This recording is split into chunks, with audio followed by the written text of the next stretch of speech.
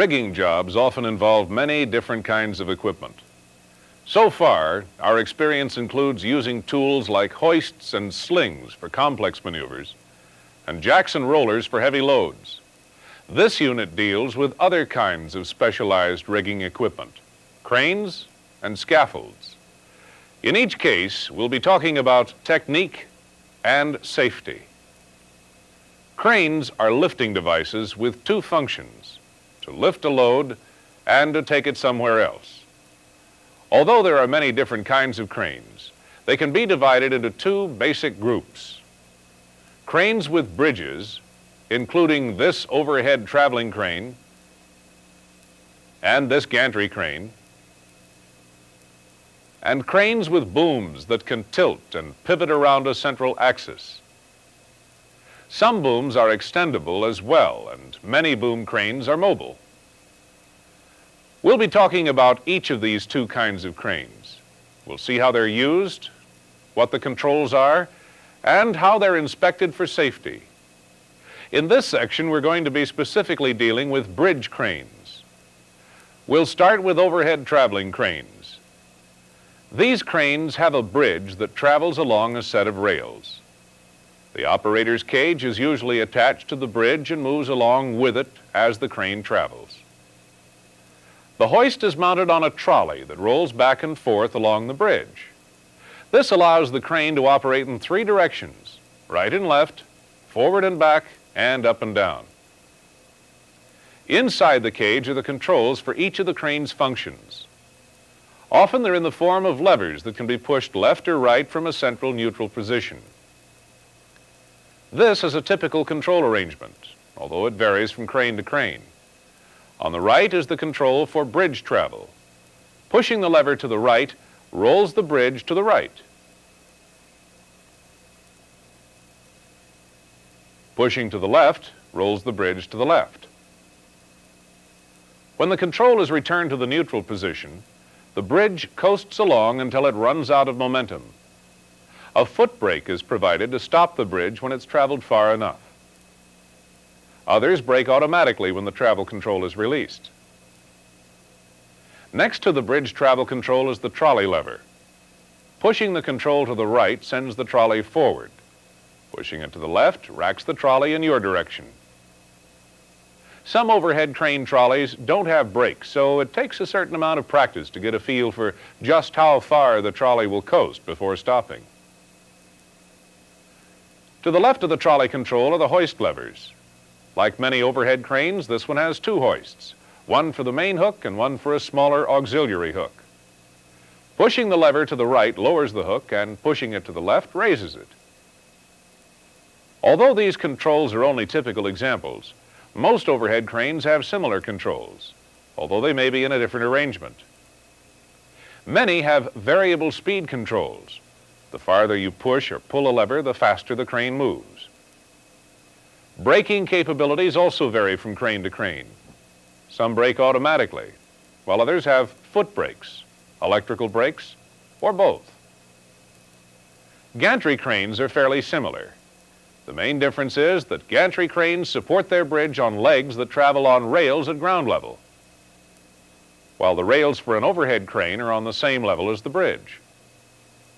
This is one reason why overhead traveling cranes are usually found indoors, while gantry cranes are outdoor machines. Controls for many gantry cranes are located on a pendant that hangs down from the gantry. Sometimes overhead cranes are controlled the same way. The pendant has a row of buttons that control each of the crane's functions. Here's one typical control arrangement. Start and stop buttons are located at the bottom of the pendant. Before the crane will move anywhere, the start button must be pushed. Next to these buttons are the hoist controls. One button to raise the hoist and one to lower it. They have to be pushed one at a time. Contradictory signals can damage the mechanism. The next control is for the trolley. One button sends it forward, the other rolls it back. These controls are for bridge travel. As the bridge rolls, the operator has to walk along to keep control of the pendant, which moves along with the gantry. On the top of the pendant are two controls for electric brakes that stop the bridge. A skilled operator can use these controls to lift a load anywhere within reach of the crane and carry it as far as the rails extend. Many gantry cranes have variable speed controls. The harder you push the button, the faster the crane moves.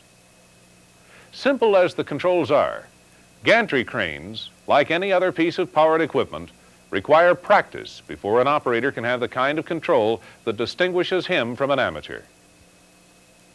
If you're going to be operating a crane where you work, you'll have plenty of opportunity to practice.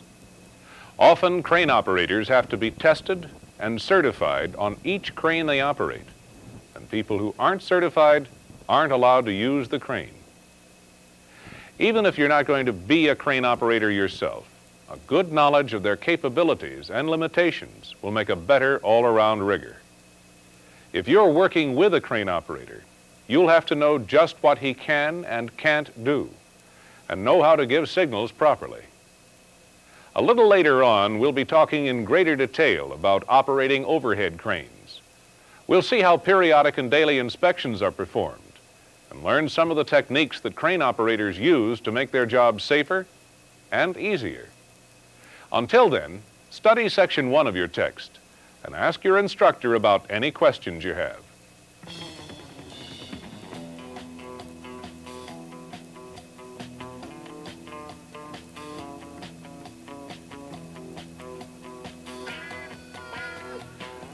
Like all rigging equipment, overhead cranes are inspected for safety.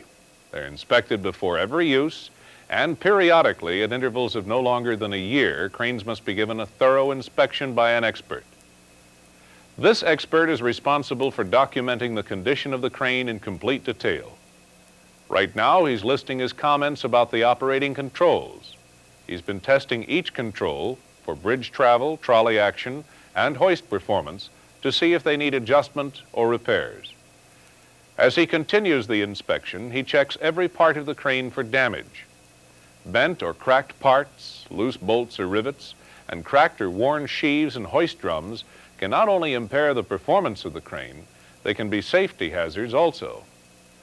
Part of his job is to inspect every bearing, shaft, gear, and roller for excessive wear or damage. While he's at it, he'll also check the motors and the entire electrical system of the hoist. A thorough inspection is the only way to know how safe the crane really is. Before he's finished, the inspector will have examined all the hoisting ropes and given each hook a special test to find flaws that may be hidden from the eye. When you operate an overhead crane or work near one, it's important to you that the crane is as safe as possible. Periodic inspections are just one of the checks that cranes go through to ensure their safety. Now, we've already seen how an overhead crane operates. We've seen what the controls do and learned what kinds of jobs overhead cranes are capable of doing. What we're going to do now is see just what an operator has to do to make sure his crane operates safely and efficiently. We'll start at the beginning of a shift, when the crane operator first comes on duty. His first job is to inspect the crane for safety. You'll notice that the operator uses a checklist. The checklist serves two purposes. First, it helps the operator make sure he's inspected all the required points. And second, it allows the plant to keep a permanent record of the condition of the crane from day to day. With this in mind, let's watch the crane operator go to work. Here's our operator. He's been assigned to run the overhead crane up on the turbine deck where some heavy equipment is being moved prior to an overhaul. Here in the cage are a set of switches that controls power to the crane. There's a master switch for each of the crane's functions. In an emergency, the crane can be shut down by turning off either of these switches or by shutting off the main breaker on the floor. Now that power's on, he can begin the inspection with a check of the operating controls. First, he checks the action of the hoist mechanism. This lever controls the main hoist. He lowers and raises the big hook to make sure that the hoist responds to the controls promptly and accurately. When he's satisfied, he marks off the hoist control as OK. The next thing he has to check is the operation of the automatic limit control of the hoist. Most hoists have a special switch that cuts power to the hoist when the hook reaches the top of its safe operating range. This limit switch prevents the hoist from raising its hook so high that it could damage the drum or the cable. To test the limit switch, he raises the hook slowly until it reaches its upper limit. He can tell that the switch is working properly when the hoist refuses to raise the hook any farther, even though the control in the cage is in the hoist up position. Since this crane has two hoists, a main and an auxiliary, they must both be tested in the same fashion. He lowers the auxiliary hook and then raises it to make sure the controls operate in both directions. To check the limit switch, he slowly raises the hook to its highest position. When power cuts off, he knows the limit switch is working properly. The next control to be tested is bridge travel. The bridge should travel smoothly along its rails in both directions. Since this hoist is equipped with a foot brake for the bridge, it's the next item to be checked. When the operator releases the travel lever, the bridge coasts until the brake is applied. When he's sure that the bridge travel control and its brake operate correctly, he marks them both off on his checklist as OK. Some overhead cranes have limit switches for the bridge that are similar to those used on the hoists. When the bridge reaches its sidewards limit of travel, the switch cuts power to the bridge to keep it from banging into the bumpers at the ends of the rails. These switches are tested by running the bridge slowly to the end of the bridge rails until the limit is reached. When the bridge trips its limit switch, it won't go any farther, even if the travel control is actuated. To test the limit switch at the other end of the rails, the process is repeated in reverse. After the hoists and the bridge controls have been tested, the next item is the trolley control. The trolley should move forward and back with no sluggishness or stalling. When the trolley reaches the end of its range, its limit switch cuts power. So just like the bridge, it can't travel any farther. When each of the controls in the cage have been tested, only one more item remains on the checklist: the load brakes. This crane has two different brakes on the hoist: an electrically actuated solenoid brake and a mechanical brake attached to the reduction gearing of the hoist mechanism. Both operate automatically. The brakes are tested on the job by lifting a load just a few inches and stopping to see if the brakes take hold. That way, if they do slip, the load won't be high enough to do a lot of damage. Once the load brakes have been tested, the operator's checklist is complete. Each of the controls has been tested, the limit switches have been checked, and the brakes on the bridge and the hoist have been tested. In this case, no problems were detected, so the crane's ready to use. If any problems were noticed, no matter how small, the operator's proper course of action would be to immediately inform a supervisor. Then the crane couldn't be operated until repairs were made or the problem was positively identified as not affecting the safety of the job at hand. In this section, we've seen two different kinds of inspections that are given to overhead cranes: the periodic inspection and the operator's daily inspection. For cranes, written records are kept of both. The real difference between the two is that the periodic inspection is much more detailed and time-consuming. Often, cranes are inspected by a representative of the manufacturer.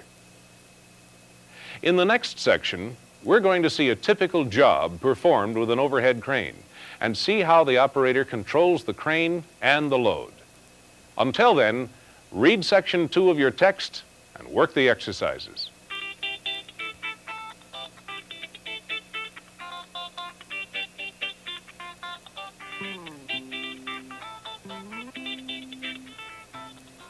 Operating an overhead crane is both a physical and a mental skill. You've got to know just how the crane reacts to each of the controls and how fast it reacts. What's more, you have to be able to respond accurately to signals from the floor and know enough rigging techniques to make the job safe and efficient. We've already seen what the crane operator has to do when first going on shift. He has to inspect the crane and test each of its controls. What we're going to see now is a typical job using an overhead crane and see how a crane operator uses the controls to lift and move a load. The job will be to lift this container and lower it down a shaft to another elevation. That'll get it out of the way of some repairs that have to be made to one of the turbine generators. This container's already been pre-rigged. When it was lifted up to the turbine deck, the slings were left in place so that it could be moved again without having to rig it again. Each of the slings is passed over the load hook after making sure that they aren't kinked or twisted. As long as the contents of the box are evenly distributed, this central position should balance the load sufficiently. Once the slings are attached and the safety latch is in place, the rigger signals the crane operator to take up the slack. While the slings are tightened, the rigger and his helper make sure the slings stay in place without twisting or slipping off. The crane operator moves the hoist controls slowly and carefully. He's only taking up slack. He won't actually lift the load until both men have climbed down off the container. Now, on the rigger's signal, the crane operator raises the load off the floor. He lifts it as slowly as possible, especially at first, when the balance of the load is still not known exactly. As the container is lifted, it does tilt slightly. One end of the box must be loaded more heavily than the other. But with this load, a slight amount of tilt isn't important. It's still level enough to be controlled easily. Two tag lines are used to control the load's rotation. Each is carefully handled to keep the load from bumping into equipment or people. As the box travels, the tag lines are also used to control the load's tendency to swing as the bridge starts and stops. Since people are nearby, the operator uses his slowest travel speed. For safety reasons, only one person should give signals to a crane operator. This eliminates confusion, since the operator then only has to watch one person at a time. In an emergency, however, he can take an emergency stop signal from anyone on the job. The most critical part of this job is when the container is aligned over the top of the shaft. Clearances here are tight, and the box must be properly lined up to avoid striking the sides of the opening. Once the load's properly aligned, it's lowered down the shaft. A rigger on the lower elevation controls a tag line from below to steady the load as it's set down. It'll be landed gently by lowering until it's just off the floor, then set down with the smallest possible movements. This is just one example of the many types of rigging jobs that you may be doing with an overhead crane. Whether you're the crane operator or one of the riggers, a good knowledge of crane operation will make your job easier and safer. Remember the basic common sense rules. Don't lift over people or equipment. Use the hoist only for vertical raising and lowering, not for side pulls. If you're going to be operating a crane at your plant, you'll probably have to be specially certified for that crane, depending on your plant's safety requirements. We've seen one typical control arrangement here, but many cranes are different, although the same basic controls are involved. You'll have to learn how your crane works what its capacity is, how the brakes are controlled, and how any variable speed controls are operated. This kind of rigging, though, is more than just knowing how to run a crane. You've got to be able to plan a job, to figure weight, balance, and clearances. You'll have to be able to select the right equipment, inspect it, and rig it properly. These are all elements of safe rigging. To be good at it, you've got to know every part of the job. In a few minutes, we'll be moving on to take a close look at cranes with booms. We'll see what they can and can't do, and see how one typical control arrangement works. Until then, read through Section 3 of your text.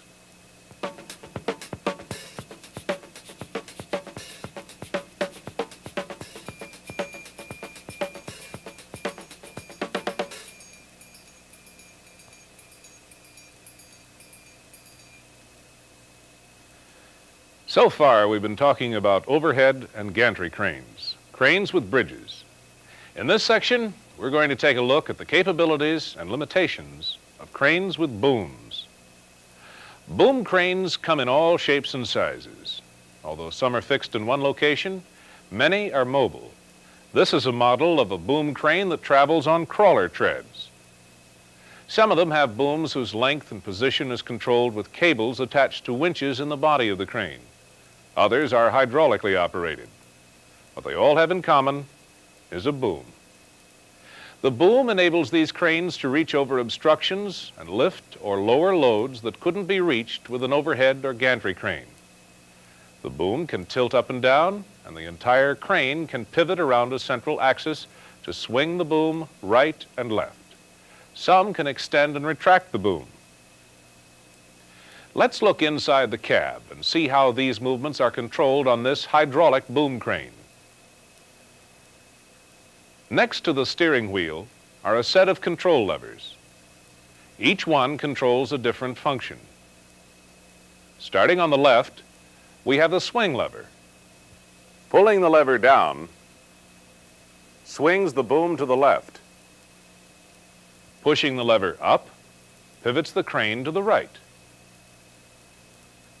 To extend the boom, the crowd control and the hoist lever are operated simultaneously. This keeps some slack in the hoist cable so it doesn't snap as the boom extends. Reversing both levers pulls in the boom and raises the hoist. The lever on the right controls the elevation of the boom. Raising the lever raises the boom. Pushing the lever down lowers it. This lever controls the rear wheel steering. This feature makes the crane much easier to maneuver in tight spaces. All four wheels are steerable. Near the steering wheel are four levers that control the crane's outriggers. The outriggers add stability to the crane when making side lifts or raising especially heavy loads. If you're standing nearby, watch your feet when these pads come down. This is only one of many possible control arrangements for mobile boom cranes, but most are similar. With practice, a good operator can learn to play the controls like the keyboard of a piano. Although boom cranes and their controls vary quite a bit from model to model, they all share certain characteristics that make them very different from overhead cranes. One of the biggest differences between boom cranes and other types is stability. Since the weight of the load is concentrated at the end of the boom, the leverage that's brought into play tends to unbalance the crane, making it want to tip over.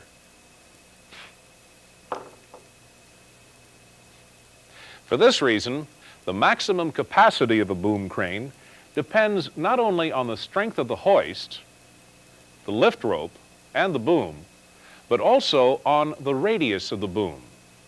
The boom's radius is the horizontal distance from the end of the boom to the center pin around which the entire crane rotates. It depends on both the boom's length and its elevation. The larger the radius, the less stable the crane will be. Since a short radius is more stable, It stands to reason that the crane will be able to lift the greatest amount of weight when its boom is tilted up and, if possible, shortened to the minimum extension. This gives the load the least amount of leverage and helps the crane keep its balance. Now, all boom cranes should be equipped with a load chart similar to this one. The chart shows the maximum safe capacity of the crane for every possible radius. This chart shows that you can lift 16 times as much weight at the shortest radius as you can when the boom is fully lowered. Many boom cranes have outriggers that add stability to the crane when lifting heavy loads. The chart shows exactly how much capacity is increased for each radius when outriggers are used. To increase capacity even more, some cranes are constructed so that extra counterweights can be added to further offset the tipping force of the load. Since boom cranes have these stability problems, not all of them are capable of traveling with a load. Many can only lift loads while they're stopped.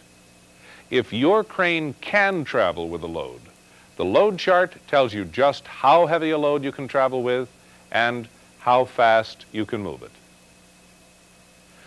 When you're moving the crane with a load attached, keep the boom in line with the direction of travel. That way you can keep an eye on the load and see where you're going at the same time. If the crane's not equipped to travel with a load, it can be moved by walking the load along. Swinging the boom through a 180-degree arc moves it twice the boom's radius. By moving the crane, you pick up the load again and repeat the process as many times as necessary. Never travel with the boom straight up and down. As the crane moves over uneven ground, the boom may bounce back over the top of the cab, and cranes just aren't built to function properly at this angle. Next, keep rotational speed low. Slewing the boom quickly makes the load swing away from the crane, increasing the load radius and possibly upsetting the crane. Last of all, watch out for power lines. You don't even have to touch a high voltage line to fry yourself. Just getting close can be an electrifying experience. Safe crane operation's a subject that requires a lot of knowledge and a lot of practice. Operating a crane like a pro can be a pretty tricky business sometimes. In a few minutes, we'll be back to see some other kinds of specialized equipment for getting loads and people up in the air. In the meantime, ask your instructor to tell you about the cranes where you work. The more you know about them, the better a rigger you'll make all around.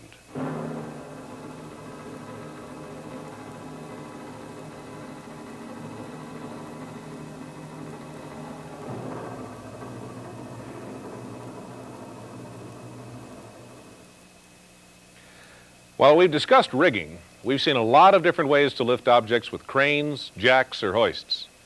There are many jobs, however, where you have to get yourself up in the air. You might, for example, have to work on top of a tall piece of equipment that's too high to reach from the ground. This is one type of situation where you'll use scaffolding. In this section, we're going to talk about the simplest kind of scaffolding, the portable type. We'll see that erecting scaffolding, like most other jobs, can be done either the right way or the wrong way.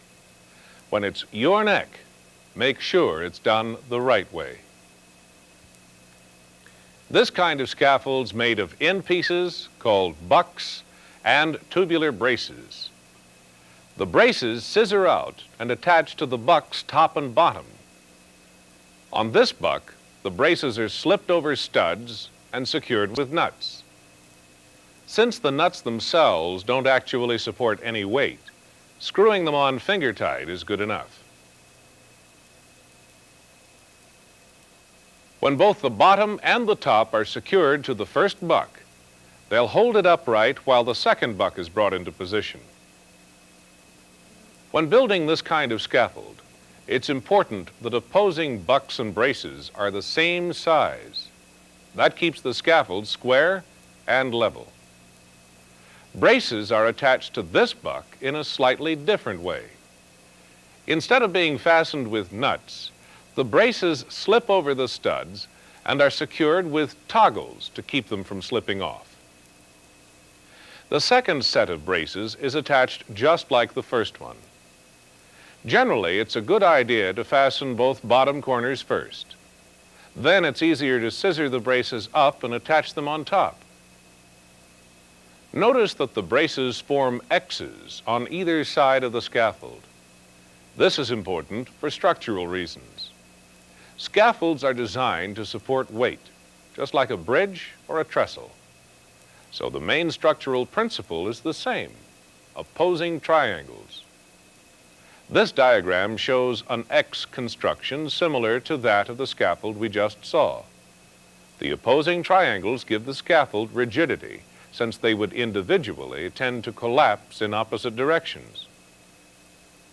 Some scaffolds use different arrangements of opposing triangles, but this design and its reverse both handle forces the same way by making them act against each other. You'd use the same kinds of bracing patterns if you were building a scaffold out of wood. This example shows what happens when forces aren't made to oppose each other.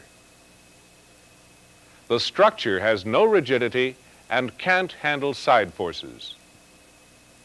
Using the correct bracing pattern allows you to stack levels of scaffolding and still maintain a safe, rigid structure. Extensions on top of the first level bucks fit inside the legs of the second level. The second level's braced just like the first, but since the upper bucks are smaller than the lower ones, the braces on the upper level have to be shorter than those below. When the second level's complete, more extensions are inserted into the bucks. These extensions will help keep the scaffold boards from slipping off. Boards are laid flat across the top of the upper level.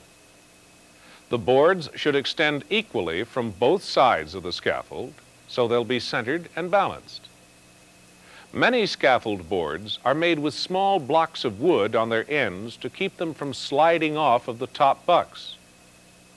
But since these boards aren't blocked, they have to be wired on for additional safety. The boards are wired together to keep them from spreading, and then wired securely to the bucks.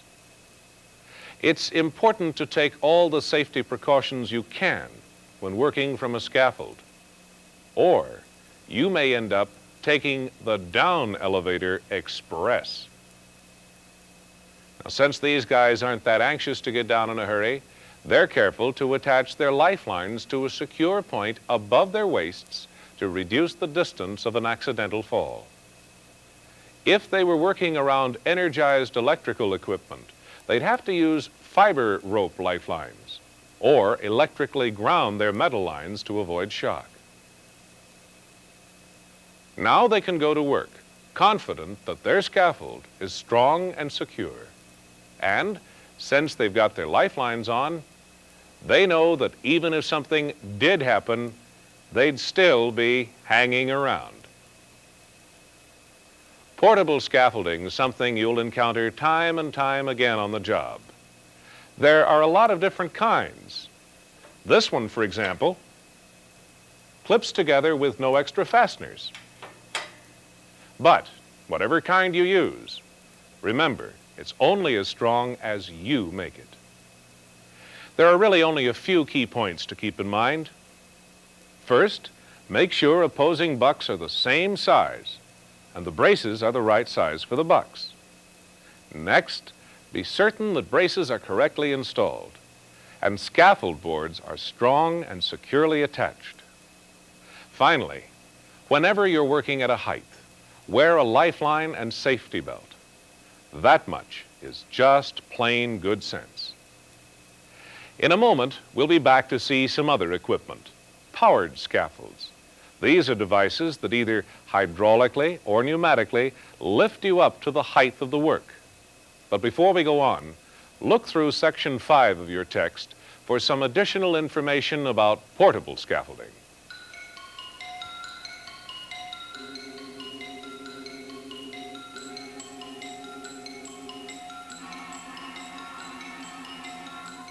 When you have to work overhead, you don't always have to climb.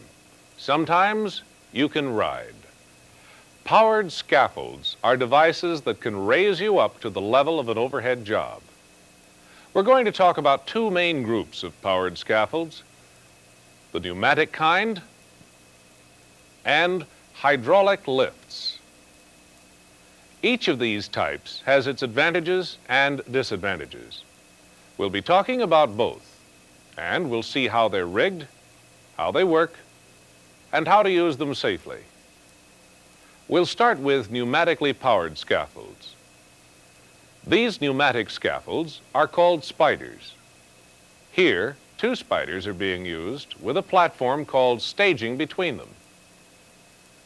Each spider is suspended from overhead on a wire rope. Each control cage has a pneumatic winch on the bottom. The winch raises or lowers the spider in response to the operator's controls. By raising or lowering both spiders together, the staging can be positioned at any level that the cables can reach. The spider's controls are located inside the cage. The main handle controls the operation of the winch. Up, stop, or down. There's also a brake control. Here, the brake is off. When it's engaged, it clamps the cable to keep the spider in position. With these two controls, the spider can be raised, lowered, or held in place as long as it's connected to a supply of compressed air. Most pneumatic devices require some kind of lubrication in the airline. Before using a spider, the first thing to check is the level in the airline oiler. The other vessel is a condensation trap. Turning a petcock on the bottom allows you to drain off any moisture that might rust or corrode the pneumatic mechanism. The winch and gearbox both require lubrication. The gearbox oil level has to be checked often and changed at regular intervals, just like the oil in the winch itself.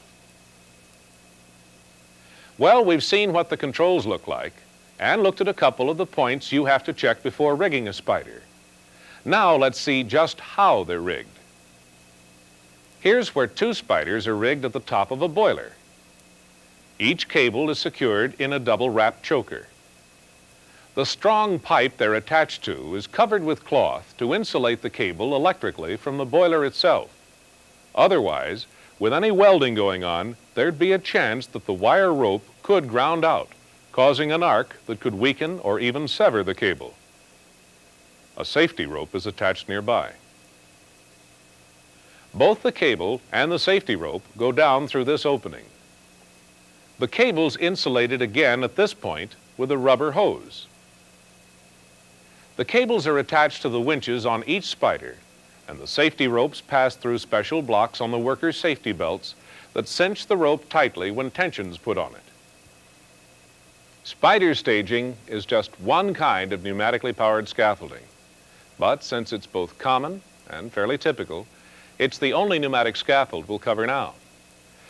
We're going to move on and talk about some hydraulically powered scaffolds. These work something like hydraulic jacks. A pump compresses a hydraulic fluid that drives a ram. The ram lifts a cage from which a man can work. Let's take a look. This model is a fully portable hydraulic lift. It can be pushed to any location and secured in place with locks on each wheel. This is strictly a one-man machine.